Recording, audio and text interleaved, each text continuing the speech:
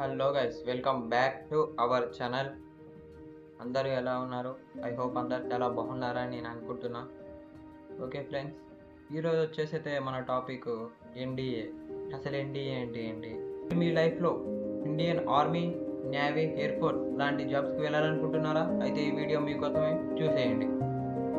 అసలు మనకి ఎన్డీఏ అంటే ఏంటి, ఎలా ఉంటుంది, ప్రాసెస్ ఏంటి, ఎలిజిబిలిటీ క్రైటీరియా ఏంటి, ఇవన్నీ మనం ఈ వీడియో తెలుసుకోబోతున్నాం. లాస్ట్ వరకు చూడండి. అసలు ఎన్డీఏ అంటే ఏంటిదంటే నేషనల్ డిఫెన్స్ అకాడమీ. ఈ డిఫెన్స్ అకాడమీలో ఏంటిదంటే 3 సర్వీసెస్ అనేటివి ఉంటాయి. అందులో ఫస్ట్ది వచ్చేసి ఆర్మీ, సెకండ్ది వచ్చేసి ఎయిర్ ఫోర్స్, థర్డ్ది వచ్చేసి నేవీ. ఈ 3 కేటగిరీస్ అనేటివి మన ఎన్డీఏ కిందకి రావడం జరుగుతుంది.